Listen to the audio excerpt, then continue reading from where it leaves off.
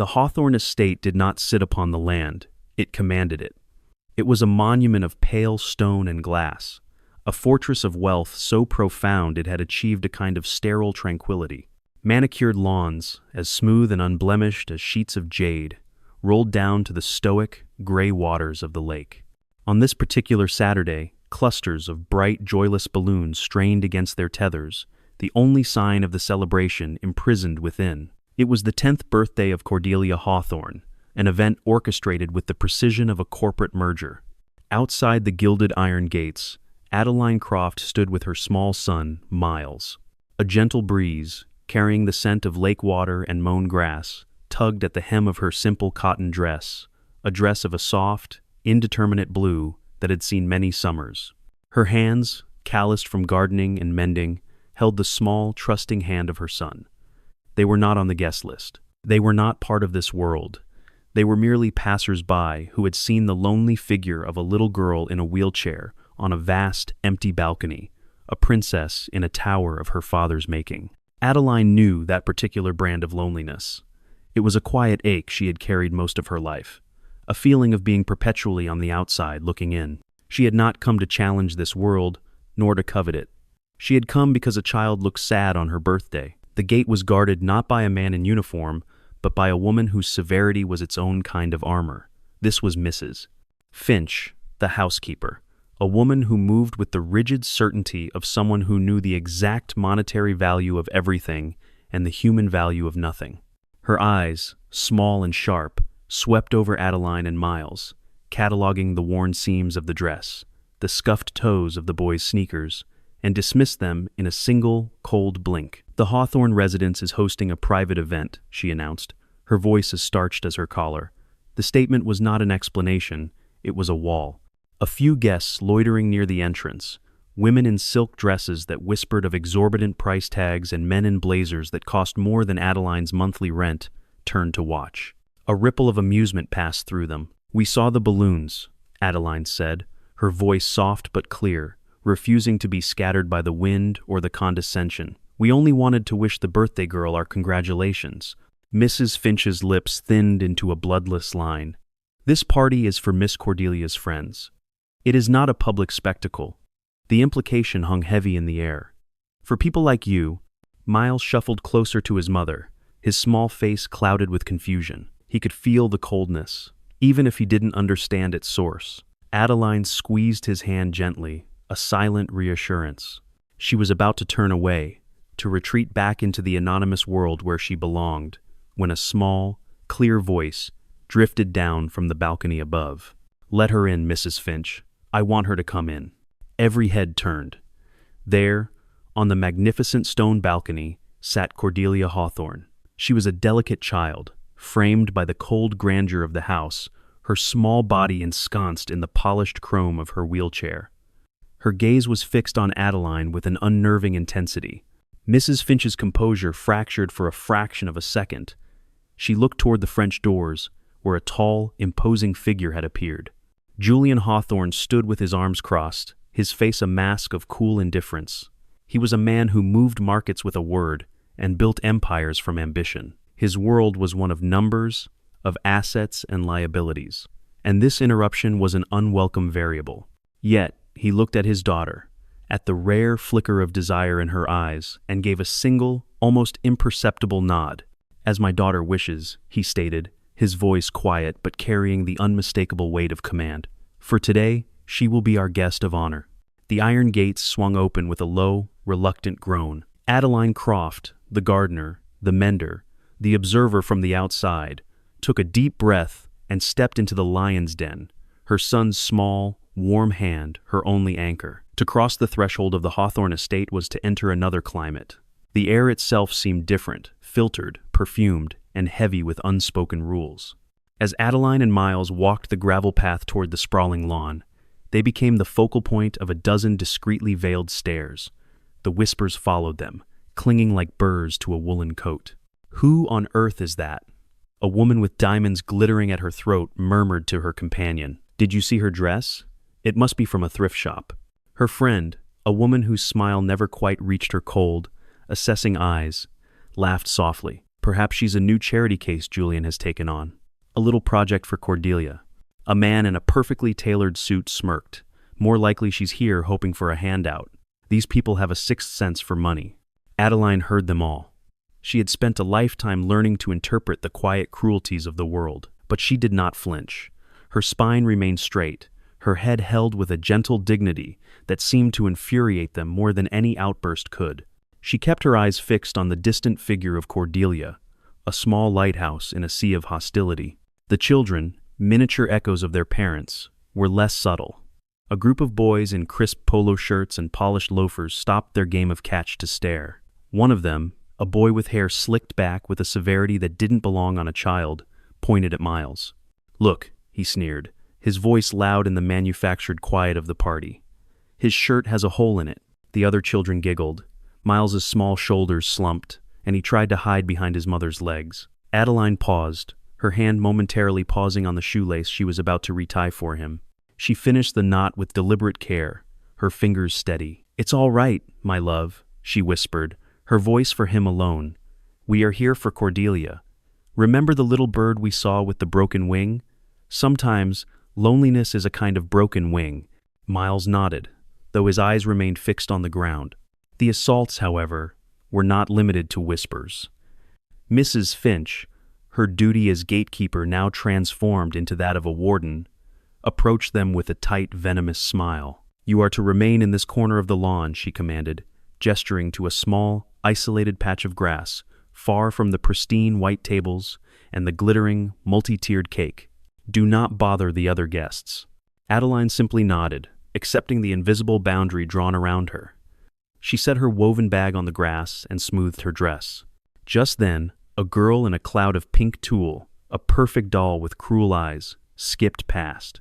She held a slice of cake laden with frosting. With a flick of her wrist so practiced it could have been rehearsed, she let a large dollop of pink icing fall directly onto the skirt of Adeline's dress. "Oops," the girl chirped, her voice dripping with false sweetness. Adeline looked down at the bright pink smear, then back at the girl. Her expression did not change. "Be careful," she said evenly. "You wouldn't want to waste good cake." The girl, startled by the lack of a satisfying reaction, scurried away. Moments later, Mrs. Finch appeared, a napkin in her hand, but instead of offering to help, she grabbed the hem of Adeline's dress. "Let me get that for you," she said, her voice a parody of helpfulness. With a sharp, deliberate tug, she pulled. The sound of tearing fabric, a short, violent rip cut through the air. The worn material, already fragile, gave way easily. "Oh dear me, how clumsy," Mrs. Finch said, her eyes gleaming with triumph. Adeline stood there, a ragged tear now marring the fabric of her skirt. She looked at the torn hem, then at Mrs. Finch, and her gaze was not one of anger, but of a profound and weary pity. It was this look, this unshakable calm, that was her greatest defense.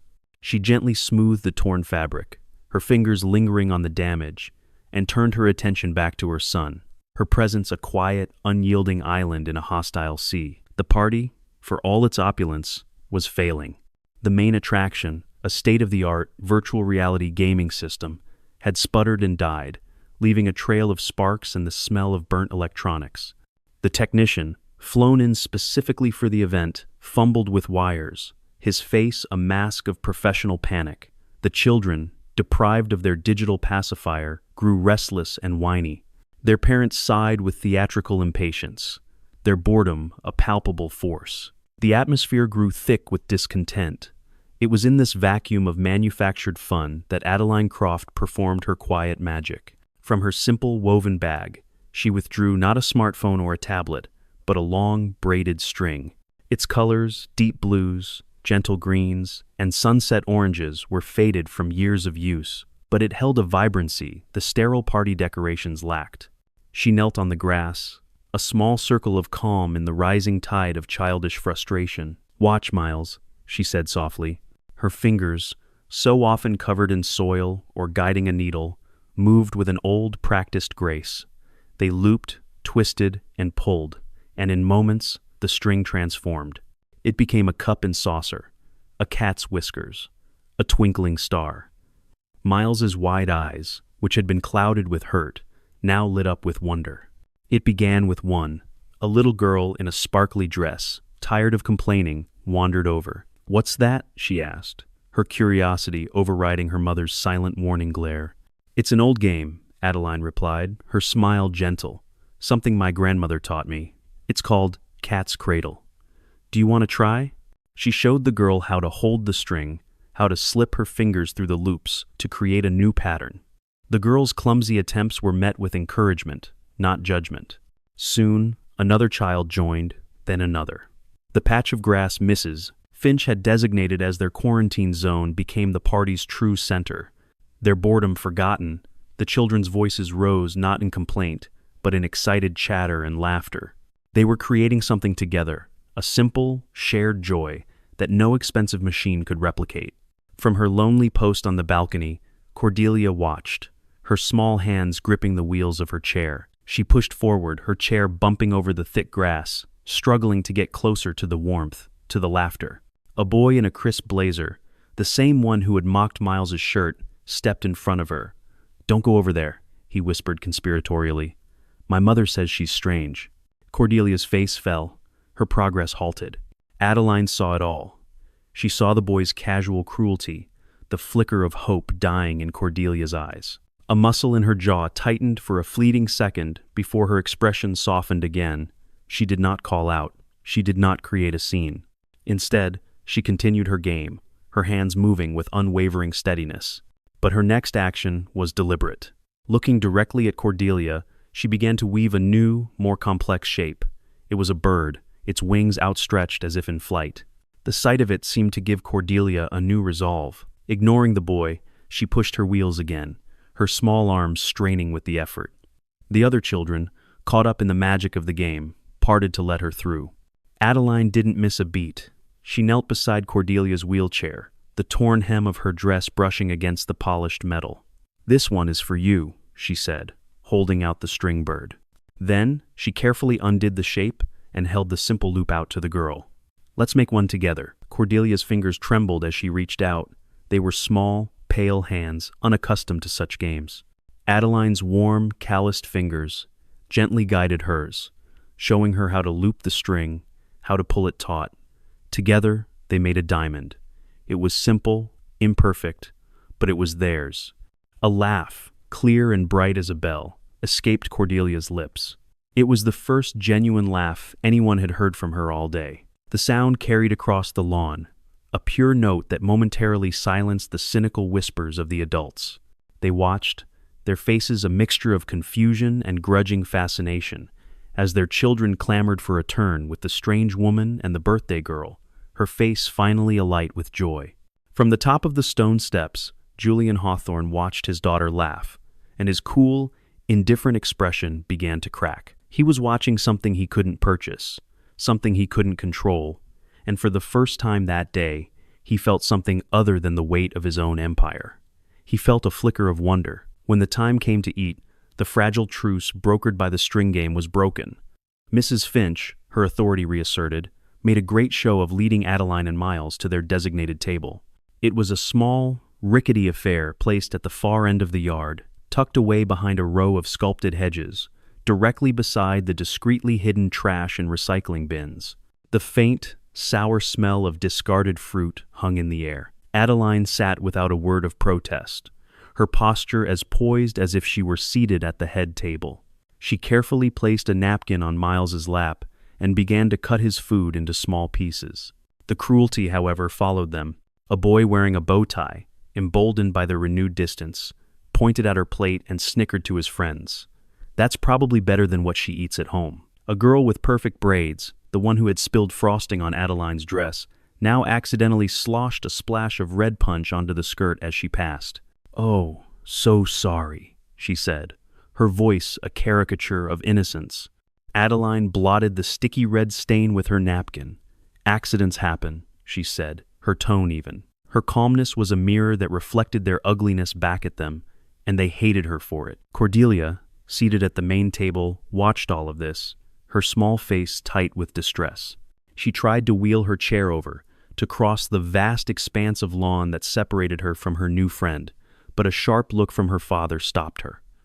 Julian Hawthorne did not want a scene. His gaze was a silent command. "Stay put." Cordelia's shoulders slumped in defeat. Adeline saw it. She saw the silent exchange, the child's helplessness, the father's misguided attempt at control. Her fingers tightened around her fork for a moment, the only outward sign of the storm she felt within. But she kept her face serene.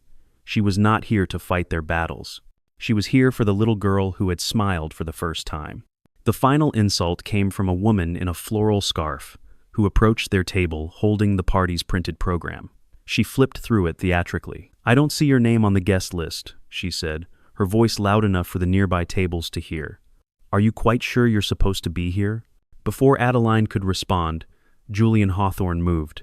He had been watching, a silent, brooding statue of gray flannel. He had seen the relentless, petty cruelties. He had seen his daughter's misery. But it was the woman with the program, her voice dripping with smug superiority, that finally broke through his icy composure. Something about the calm way Adeline met the woman's hostile gaze triggered a dislodged memory. He crossed the lawn, his steps deliberate and heavy. The chatter died down as he approached the forgotten table by the bins. A hush fell over the party. He stopped beside Adeline. "You," he said, his voice quieter than she'd expected, but resonant with a strange intensity. "What is your name?" Adeline looked up, her warm brown eyes meeting his cold blue ones without fear. "Adeline Croft," she said simply. The name, Croft. It was a key turning a lock deep within his mind, a lock that had been sealed by trauma and time. The immaculate green lawn dissolved, replaced by a scene of smoke, chaos, and blistering heat.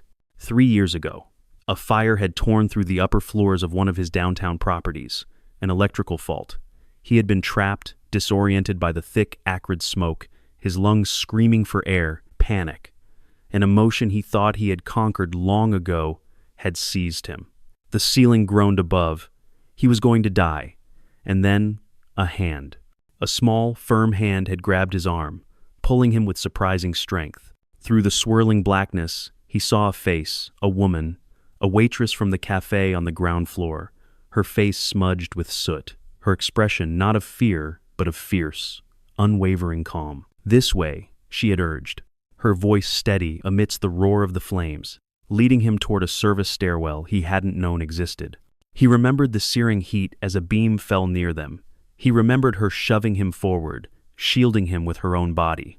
And he remembered, once they were outside in the world of screaming sirens and flashing lights, seeing her hands. They were raw, red, and blistered from a hot doorknob she had forced open. She had looked at him, ensured he was all right. And then, before he could even properly thank her, she had vanished into the chaos. Just another face in the crowd. He had tried to find her. His security team had searched, but the cafe's records were a mess, and in the aftermath, she was simply gone. An anonymous hero, until now. He looked from Adeline's calm face down to her hands, which rested on the stained tablecloth. He could still see the faint, silvery tracings of old scars across her knuckles. The puzzle pieces of the universe snapped into place with a deafening click. Julian Hawthorne stared at the woman in the torn, stained dress, the woman his guests had scorned and humiliated, and he saw not a pauper, but a savior.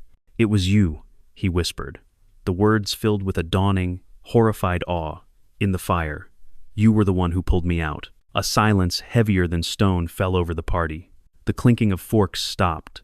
The whispers died in the throats of those who had uttered them. Every eye was fixed on the small table by the bins, where the richest man in the room stood before the poorest woman, his voice laced with an emotion no one there had ever heard from him before: reverence. Adeline did not confirm or deny it. She simply met his gaze and said, her voice soft but firm, "Anyone would have done the same.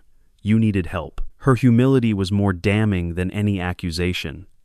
It laid bare the petty, cruel nature of everyone who had judged her. Mrs.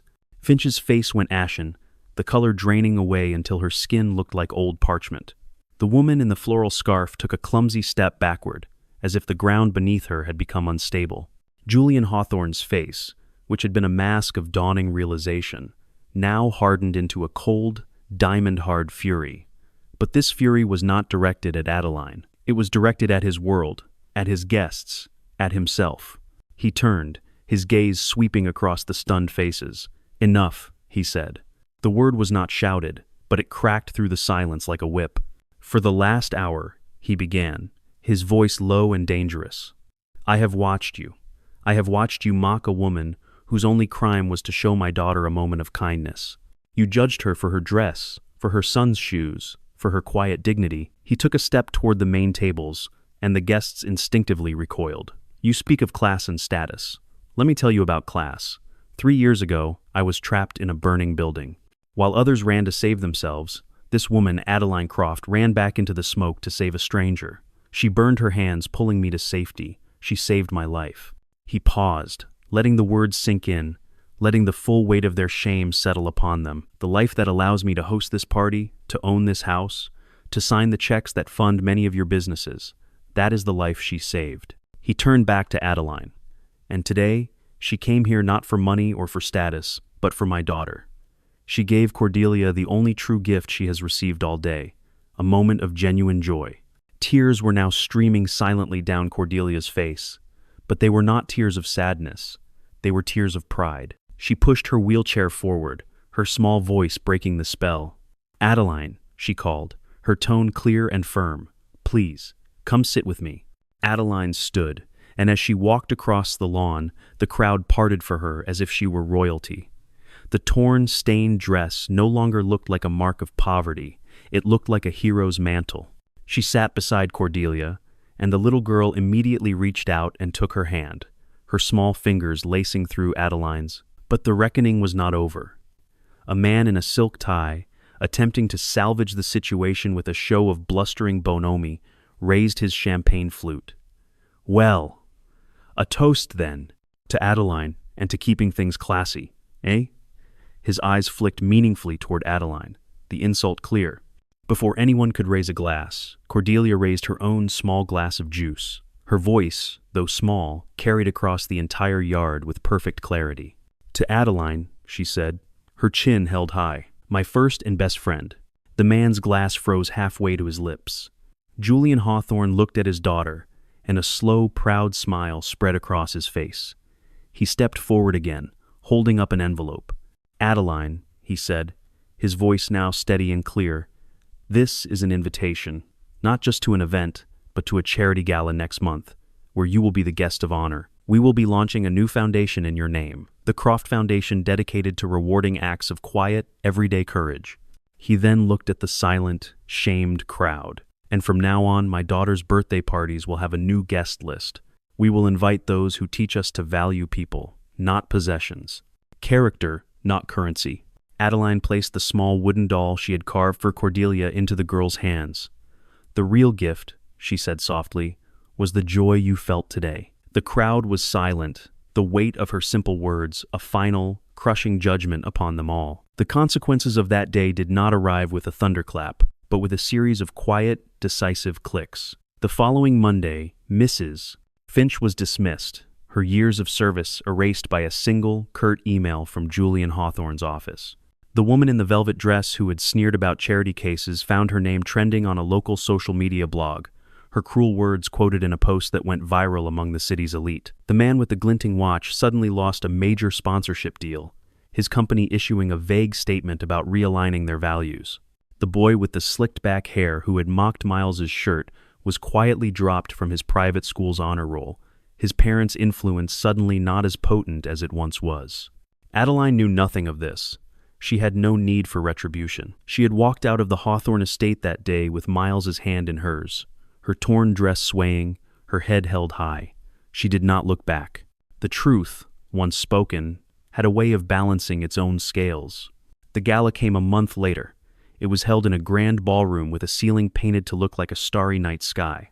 Adeline stood near the entrance, wearing a simple but elegant dark blue dress Julian Hawthorne had insisted on providing. Miles, beside her, in a clean new shirt, looked around with wide, curious eyes.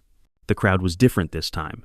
As she walked in, they parted for her. The stares were no longer filled with scorn, but with a mixture of respect, shame, and awe. Cordelia was there, her wheelchair decorated with a garland of white roses, her smile radiant. Julian Hawthorne stood at the podium. He did not give a long corporate speech. He simply told the story of the fire, of Adeline's courage, and of the birthday party, where her quiet strength had outshone all the diamonds in the room. When he finished, the room erupted in applause, a thunderous sound that washed over Adeline, but she barely heard it. She was looking at Cordelia, her hand resting gently on the girl's shoulder. She had never needed their cheers. After the speeches, a woman in a glittering gown approached her, her eyes downcast. "I was at the party," she said, her voice barely a whisper. I'm sorry for how we acted." Adeline looked at her, and her smile was small and genuine. "Kindness is a lesson we all have to keep learning," she said. And she meant it. Later that night, the gala over, Adeline and Miles walked home under the real stars. They didn't take a car. She preferred the cool night air, the familiar rhythm of the city streets. The lake, visible at the end of the block, reflected the moonlight like a shattered mirror. She stopped for a moment and squeezed her son's hand. The world had judged her, mocked her, and tried to push her down. It had torn her dress and stained her with its malice. But she had stood tall, not for them, but for herself, for her son, and for a little girl who needed a friend. Her silence had spoken louder than their words ever could. She had found her place, not in their gilded world, but in the unshakable truth of her own. She bent down, kissed Miles on the forehead, and they continued walking, their footsteps a quiet, steady rhythm in the sleeping city. Above them, the stars seemed to burn a little brighter, watching over the woman who knew that the greatest treasures are not the things we own, but the goodness we carry inside.